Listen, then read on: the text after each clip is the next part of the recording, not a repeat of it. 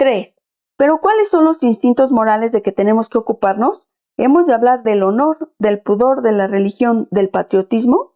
Parecerá extraño, pero la verdad es que en cuanto se refiere a las investigaciones que vamos a hacer, es necesario que dejemos a un lado todos estos sentimientos.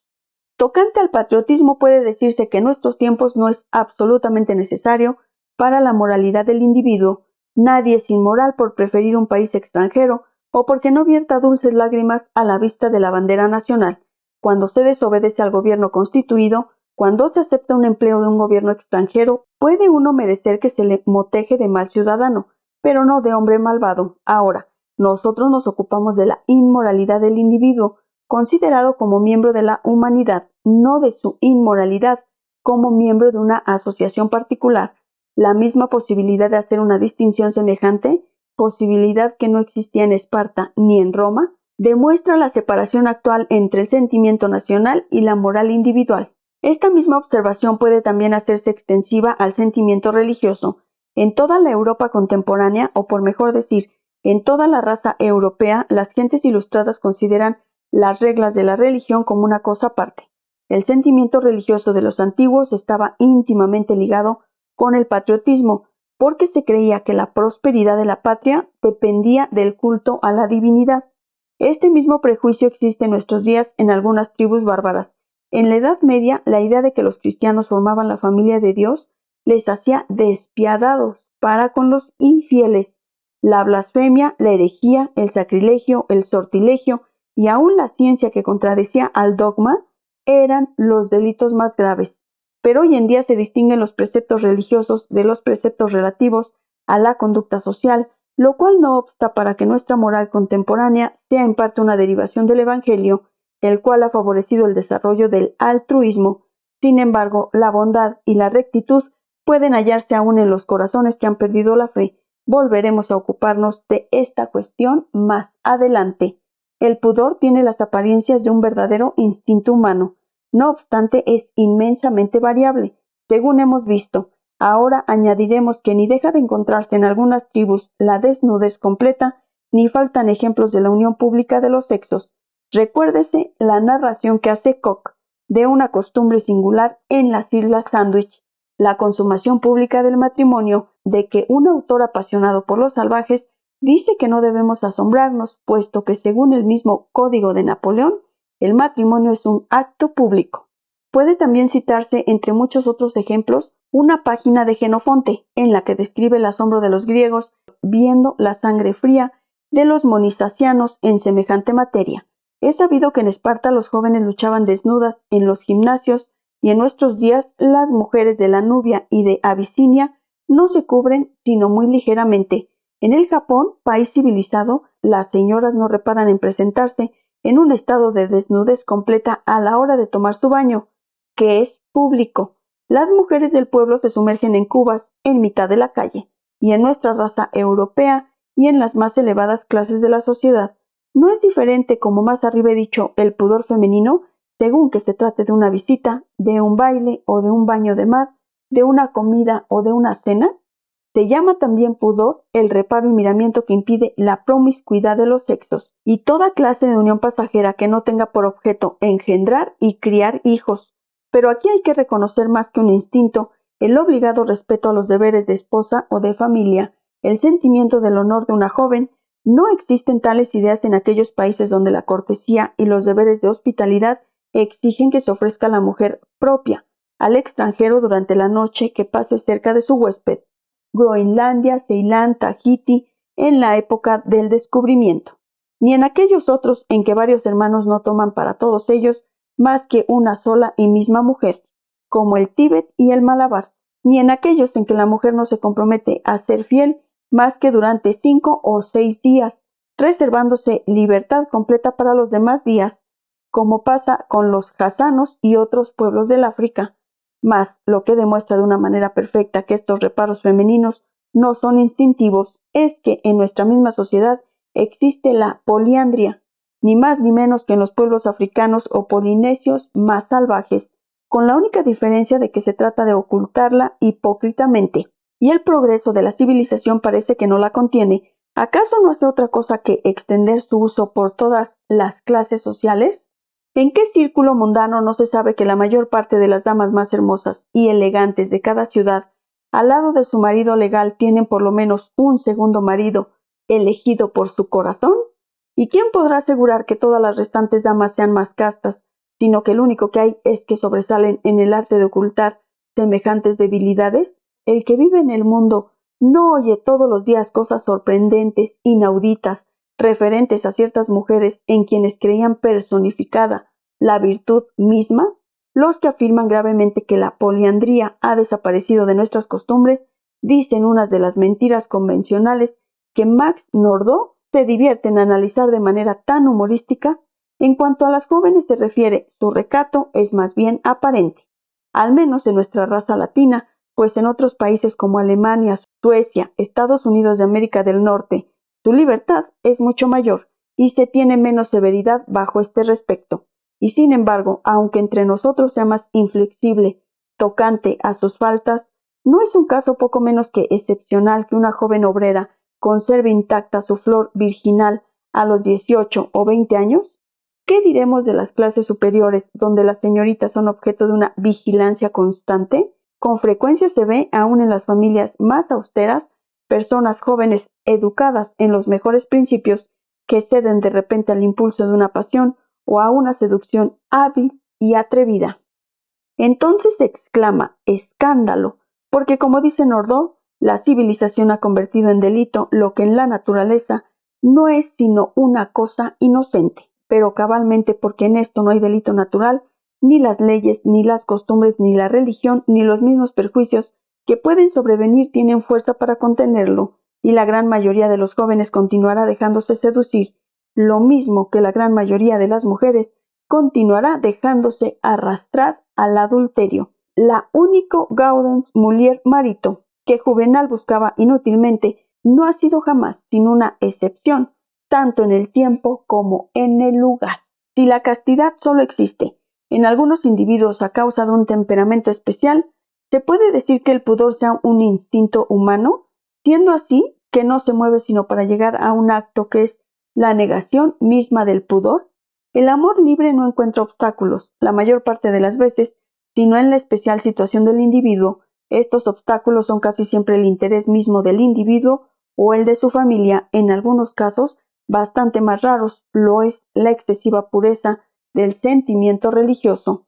Podemos, por tanto, decir a manera de conclusión que el sentimiento del pudor es únicamente artificial y convencional, y el que quiera encontrar en él algo que sea universal en la especie humana no tendrá nada que añadir a este instinto misterioso, por el cual se ocultan en público las partes sexuales, o a este otro hecho que no es siquiera exclusivo de la especie humana, sino que se encuentra en muchas otras especies de animales, según el cual corresponde al macho provocar la unión, en tanto que la hembra finge que se opone, deseándolo en realidad y quiere aparentar que no cede sino después de una resistencia hipócrita. Pasemos al sentimiento del honor, bastándonos al efecto pocas palabras, porque de todos los sentimientos este es el menos definido.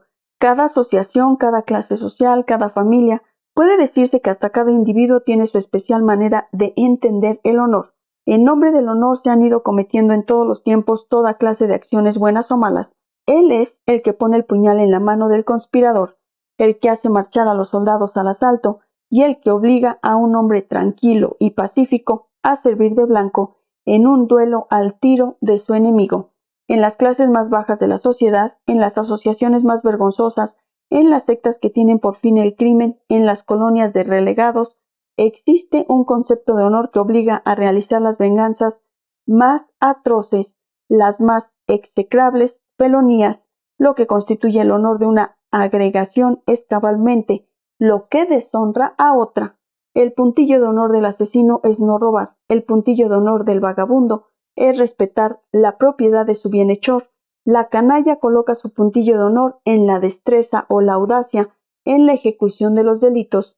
El sentimiento de honor no significa, en último resultado, otra cosa más que la existencia predominante de algunos sentimientos morales elementales. Puede no representar otra cosa que un residuo, un despojo de la perdida moralidad.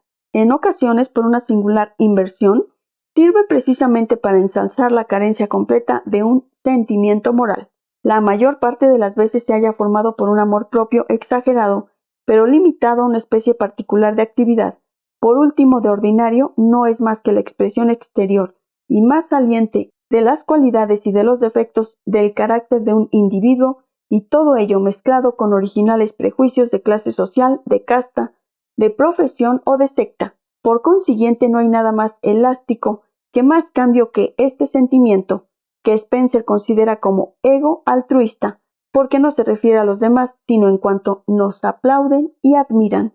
Dejando a un lado los sentimientos de que se acaba de hablar, encontraremos que, a la postre, el sentido moral de una agregación humana no puede consistir más que en el conjunto de los instintos morales altruistas, es decir, de los que tienen por objeto directo el interés de los demás, aunque indirectamente pueda esto redundar en beneficio nuestro. Los sentimientos altruistas que se encuentran en un grado muy diferente de desarrollo en los distintos pueblos y en las distintas clases de un mismo pueblo, pero que sin embargo existen en todas partes, en toda agregación humana organizada, quizá con la única excepción de un escaso número de tribus salvajes, pueden reducirse a dos instintos típicos, el de la benevolencia y el de la justicia. Si se les quiere considerar desde el punto de vista de la escuela evolucionista, remontarnos hasta su forma rudimentaria, que ha sido la de un apéndice de los sentimientos egoístas, el instinto de la conservación individual se hace extensivo primero a la familia, después a la tribu. De él se va desprendiendo lentamente un sentimiento de simpatía hacia nuestros semejantes y se comienza a considerar como semejantes primero a los que forman parte de la misma tribu, después a los habitantes de un mismo país, luego a los hombres de la misma raza y color y por fin a todos los hombres de cualquier raza. Así que el sentimiento del amor o de la benevolencia hacia nuestros semejantes ha comenzado a aparecer como un sentimiento ego altruista, bajo la forma de amor hacia nuestros propios hijos, que son como una parte de nosotros mismos. Después se extiende a los demás miembros de nuestra familia, pero no deviene realmente altruista hasta que se haya ya determinado y limitado por los lazos de la sangre. Lo que entonces lo determina es la semejanza física o moral de los individuos de una misma casta, de una misma nación, de una misma raza, que hablan la misma lengua o poco menos, por cuanto que nosotros no podemos tener simpatía hacia individuos totalmente distintos de nosotros y cuya manera de sentir nos es desconocida. Por esta razón es por lo que, como lo ha hecho notar perfectamente Darwin, la diferencia de raza y por tanto de aspecto y de usos es uno de los mayores obstáculos para la universalidad del sentimiento de benevolencia. Solo con mucha lentitud es como se puede llegar a considerar como semejantes a los hombres de cualquier país y de cualquier raza. Por fin, la simpatía hacia los animales es una adquisición moral muy tardía y que en nuestro tiempo no existe sino en los hombres más delicados. Pero es necesario que analicemos un poco más profundamente este instinto de benevolencia para distinguir sus diferentes grados y descubrir la parte del mismo que es necesaria para la moralidad y que es, en cierto modo, universal. Encontraremos desde luego un pequeño número de personas que no se ocupan más que del bienestar de los demás y que dedican toda su vida al mejoramiento material y moral de la humanidad pobre y doliente, de la infancia o de la vejez abandonadas, sin propósito alguno de recompensa o de ambición, sino que al contrario desean que sus nombres queden oscurecidos o que se privan no solo de lo superfluo, sino hasta de algo cuya privación les hace sufrir. Estas personas son los filántropos en la verdadera y pura acepción de la palabra. Tras de estos viene un gran número de personas, las cuales sin consagrar a ello toda su vida, se apresuran a prestar un servicio siempre que se les presenta ocasión. Dichas personas no buscan tales ocasiones, pero tampoco las rehuyen y experimentan una gran satisfacción cuando pueden hacer algo en bien de los demás. Estas personas son los hombres bienhechores o generosos. La multitud la componen las personas que, sin hacer esfuerzo alguno, ni imponerse ningún sacrificio para aumentar el bienestar y disminuir el malestar de los otros, sin embargo, no quieren ser la causa del sufrimiento de estos. Sabrán reprimir todos los actos voluntarios que produzcan un dolor a sus semejantes. Esto es el sentimiento de la piedad o de la humanidad, es decir, la repugnancia a la crueldad y la resistencia a las impulsiones que podrían ser causa de un sufrimiento en nuestros semejantes. El origen de este sentimiento no es absolutamente altruista, como lo dice Spencer, de la propia suerte que la acción generosa es provocada por el placer que experimentamos al representarnos el placer de los demás.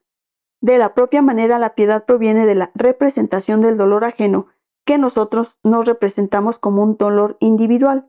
En su origen dimana pues el egoísmo, pero se ha convertido en un instinto que no razona y que tiene por objeto directo a nuestros semejantes. En este sentido es como puede llamarse altruista, un sentimiento que deriva de la simpatía por el dolor y por tanto del temor a experimentar una emoción dolorosa en presencia del dolor que nosotros podemos causar. La simpatía por el dolor produce en la conducta modificaciones de varias clases. En primer lugar, reprime los actos por los cuales se inflige intencionalmente un sufrimiento. Este efecto se observa en diferentes grados. Suponiendo que no se tenga animosidad alguna, el movimiento por el cual se acomete a otro hombre despierta un sentimiento espontáneo de disgusto en casi todos los hombres adultos, excepción hecha de las gentes completamente brutales.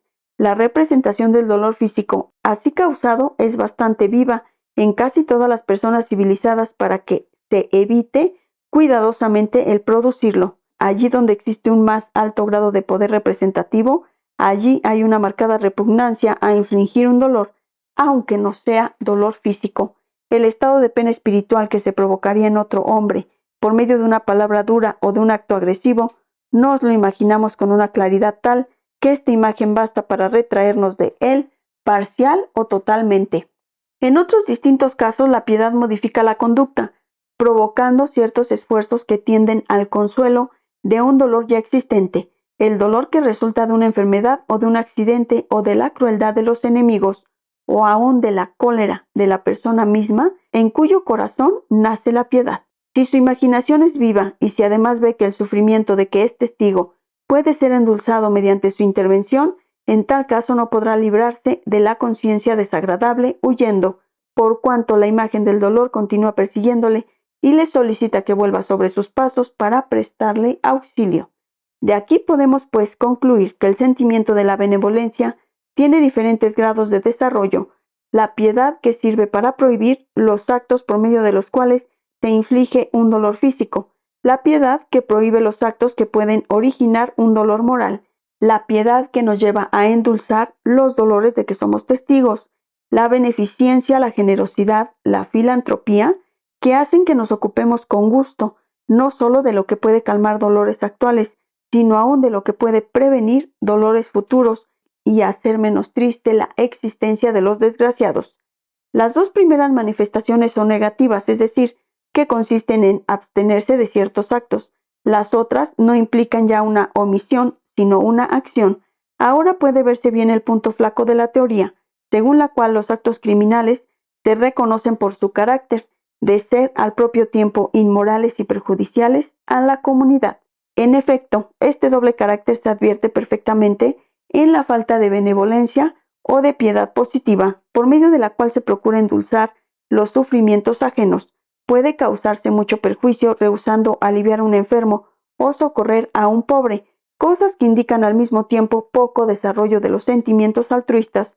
Sin embargo, la opinión pública de ningún país designará como criminales a estos individuos. ¿Por qué? Porque la idea del delito va asociada a una acción que no solo es perjudicial, que no únicamente es inmoral, sino que también acusa la inmoralidad más saliente, es decir, la menos ordinaria, o sea, la violación de los sentimientos altruistas en la medida media en que los posee todo un pueblo, medida que no es la del desarrollo superior de estos sentimientos, privilegio de corazones y de espíritus raros, sino la de la fase primera de este desarrollo, la que podría llamarse rudimentaria. Por eso, la piedad en sus formas negativas es lo que se encuentra en casi todos los individuos pertenecientes a las razas superiores de la humanidad o a los pueblos que se hallan en vías de civilización, de donde se sigue que el hecho anormal a que va unida la idea del delito no puede ser más que la violación del sentimiento que se opone a que nosotros seamos la causa voluntaria de un sufrimiento. Mas, según hemos dicho, solo el primer grado de la piedad es el que ha llegado a ser casi universal, es decir, la repugnancia hacia los actos que producen un dolor físico. En cuanto a los que son causa de un dolor moral, hay que distinguir. Los hay cuyo efecto depende sobre todo de la sensibilidad de la persona que es objeto de él. La injuria que afecta de una manera notable a una persona de sensibilidad delicada deja casi indiferente a un palurdo. El poder representativo general no es suficiente para apreciar este dolor. Por esta razón es por lo que son tan frecuentes en el pueblo bajo las palabras duras y otras clases de groserías, y por lo que las agudezas a veces sangrientas de las personas que se llaman de ingenio no lo son menos en la buena sociedad. No se piensa hasta qué punto pueden sufrir con ellas algunas almas delicadas, mientras que el sentido moral común no se resiente por ello. No hablamos de aquellas especies de dolor moral que pueden ser causa de enfermedades y aún de la muerte. El efecto causado varía mucho, según las naturalezas, y como la intención del que lo causa no es bien conocida, para que el sentido moral pueda sublevarse contra ella, resulta que no se subleva, o si lo hace, tiene que limitarse a deplorar el hecho, no pudiendo atribuirlo con seguridad a un acto determinado. De aquí que el homicidio moral, de que hablan ciertos autores, no tiene ningún interés práctico para la criminología, pues no podría tener en ella un lugar determinado y por tanto no representa más que una utopía. Otra cosa sucede cuando el dolor moral se complica con algo que tenga carácter físico, como poner obstáculo a la libertad de los movimientos, o como la violencia empleada para deshonrar a una joven, o también cuando el dolor moral se complica con una lesión inferida a la posición que el individuo ocupa en la sociedad. Tal sucede en los casos de difamación, calumnia, excitación, a la prostitución y seducción de una joven antes de haber llegado a la edad del discernimiento. Estos actos pueden producir males irreparables, pueden relegar a la víctima a las clases abyectas, que son el desecho de la sociedad. En previsión de estos efectos se indigna por tales actos el sentimiento universal de la piedad, por eso es por lo que se convierten en delictuosos. De todo cuanto llevamos dicho en este párrafo, resulta que nos parece haber hallado hasta el presente un sentimiento altruista que en la fase rudimentaria de su desarrollo es universal, al menos en las razas superiores de la humanidad y en todos los pueblos que hayan salido de la vida salvaje, a saber, el sentimiento de la piedad en su forma negativa. Será, pues, este sentimiento un sentimiento fijo, inmutable en la humanidad, que haya alcanzado un cierto grado de desarrollo, un sentimiento universal, si se exceptúan algunas tribus diseminadas que frente a la especie humana no representan más que una minoría insignificante, o si se quiere, anomalías, fenómenos. Y esto no está en contradicción con la teoría de la evolución, como me echa en cara Aramburu cuando dice: ¿por qué si la moral es evolucionista ha de evolucionar en parte y no en todo? ¿Por qué si evolucionó en todo hasta un momento dado no ha de evolucionar siempre? Spencer ha contestado a estas preguntas, aun cuando no se haya ocupado de la teoría del delito. Concluir que por el proceso descrito más arriba no puedan engendrarse sentimientos fijos es suponer que no hay condiciones fijas bienestar social.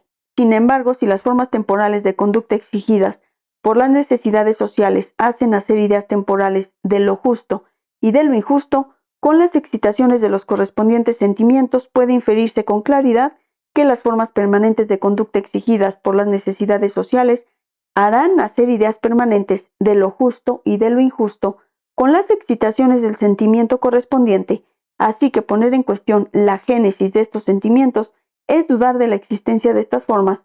Ahora nadie negará que hay formas permanentes de conducta, siempre que se quiera comparar los códigos de todas las razas que hayan salido de la vida puramente de rapiña.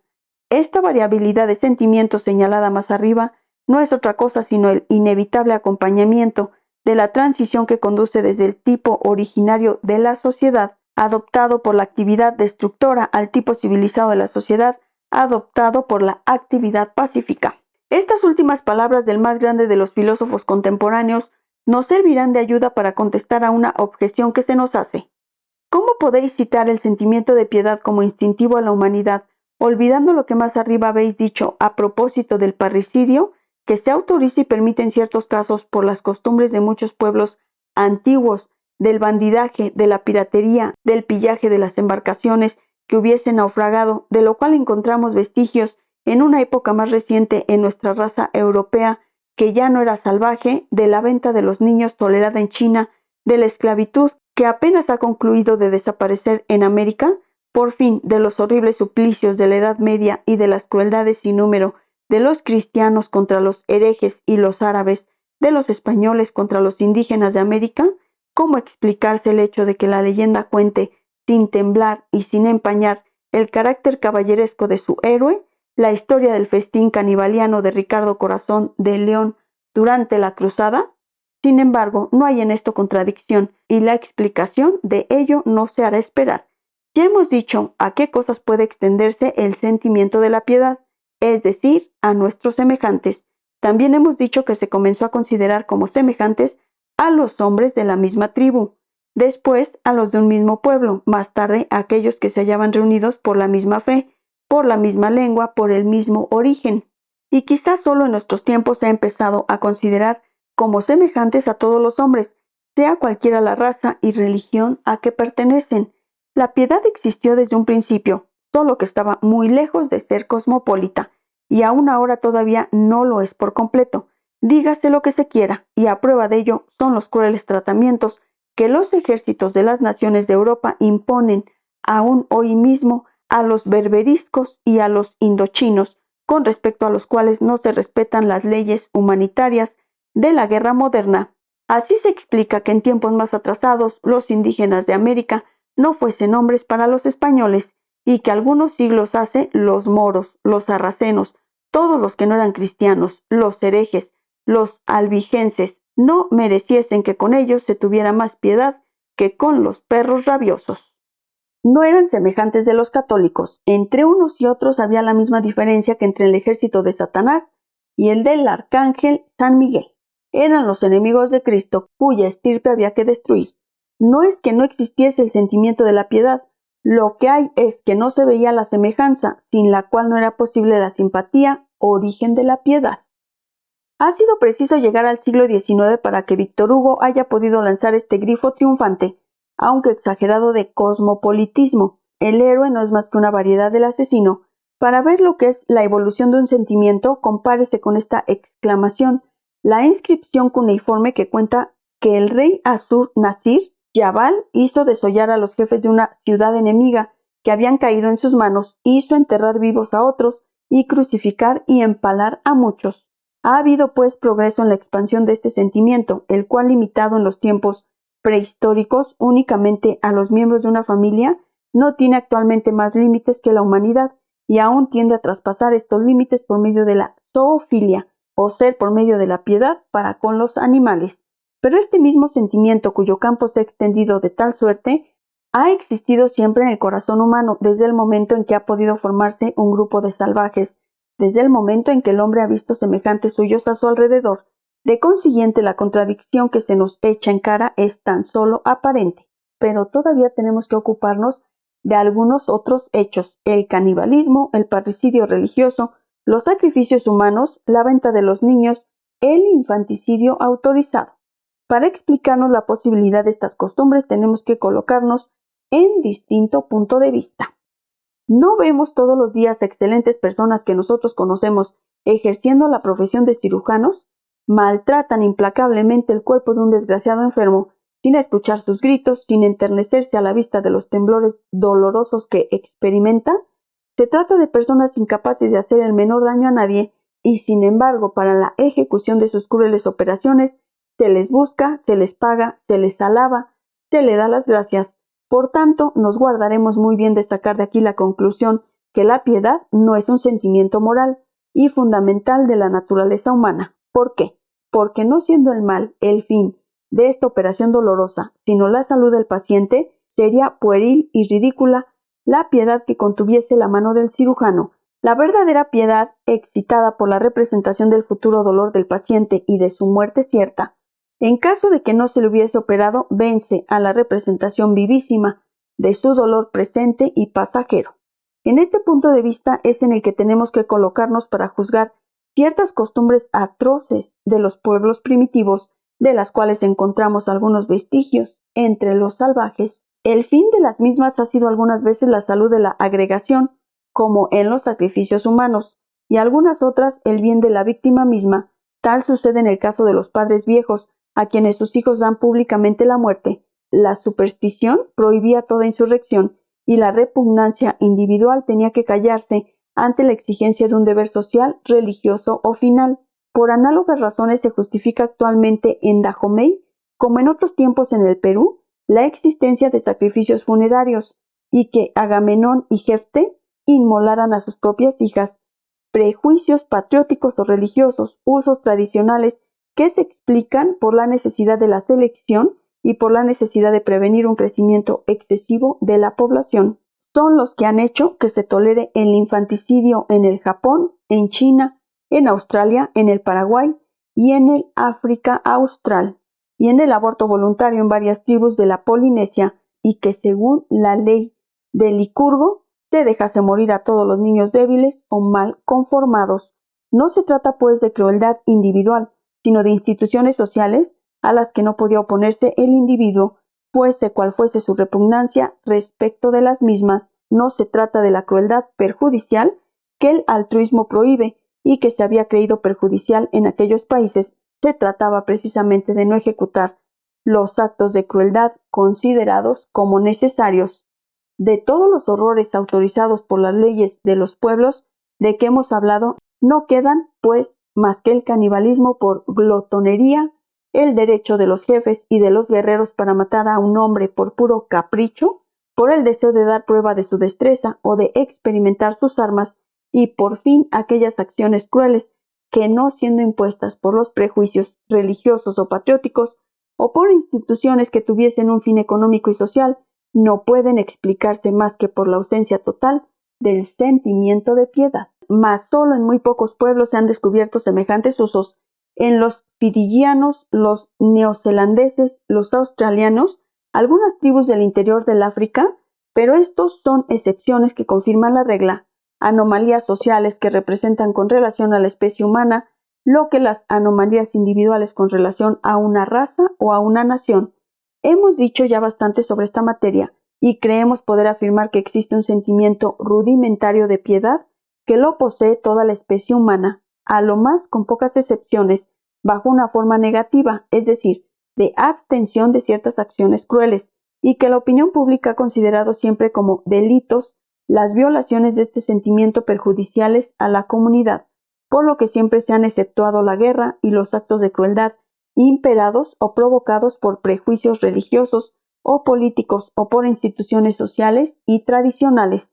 Pasemos a la forma más acentuada de altruismo, es decir, al sentimiento que se destaca de una manera más pronunciada entre los sentimientos ego-altruista, a saber, el sentimiento de la justicia. Evidentemente no consiste, dice Spencer, en representaciones de simples placeres o de simples penas que los demás experimenten, sino que consiste en representaciones de las emociones que los demás experimentan cuando se impide o se permite que se manifiesten en ellos realmente o en perspectiva.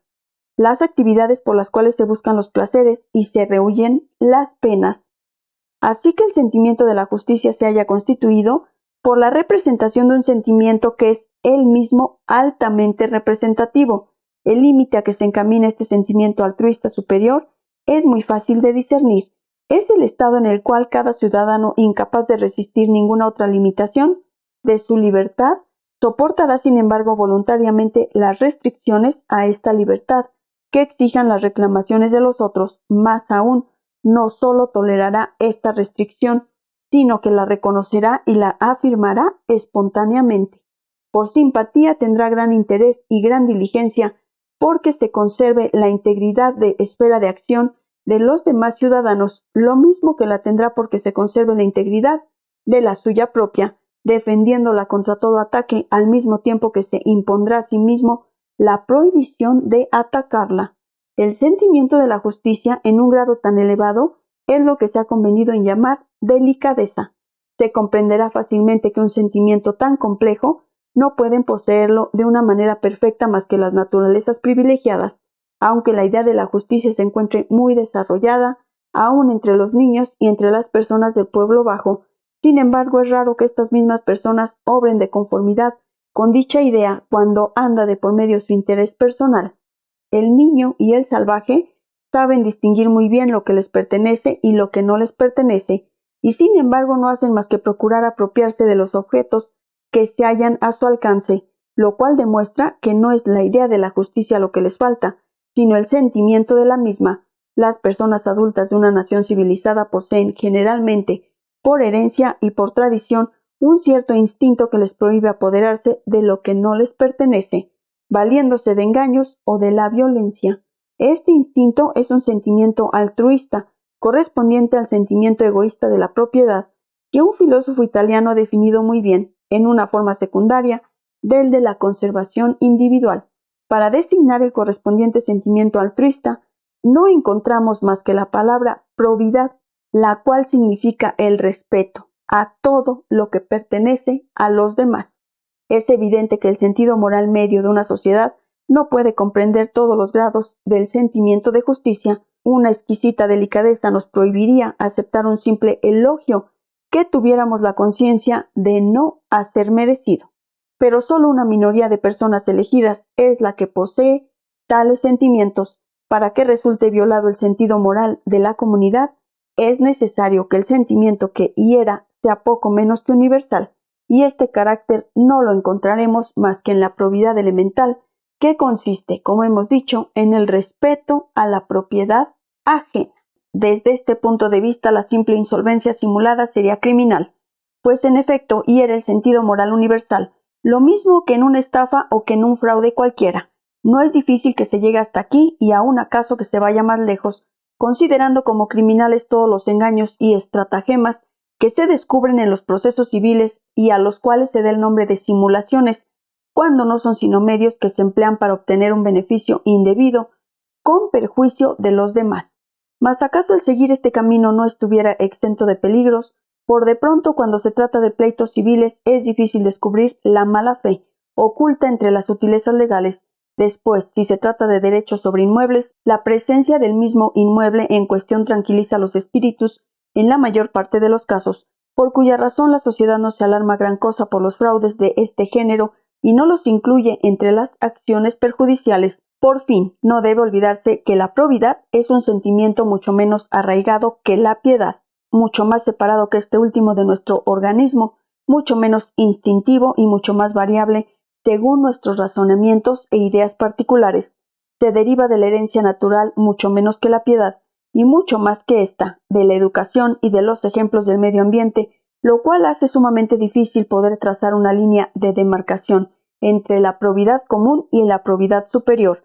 La delicadeza, este sentimiento noble e ideal de la justicia que hemos bosquejado. Cuando se piensa en la extremada tolerancia que se tiene con las falsificaciones industriales, con la mala fe en la venta de caballos, de objetos artísticos, etc., con los beneficios indebidos que son la fuente principal de riqueza de varias clases muy numerosas, está uno tentado a dudar aún de la existencia del sentimiento de probidad en la mayoría de la población.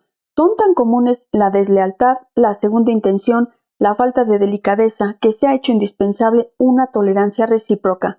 De aquí que forzosamente se haya limitado el sello de improbidad de las formas más groseras y más evidentes de ataques a la propiedad.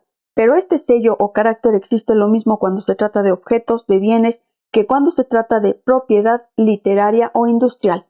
Por esto es que, aun cuando la ley no castigue con penas graves más que una sola clase de falsificaciones, la de la moneda, sin embargo, el sentido moral no se perturbará menos cuando se sabe que una falsificación industrial cualquiera enriquece a todo el mundo, menos al autor del procedimiento de que, a pesar suyo, se ha apoderado el falsificador.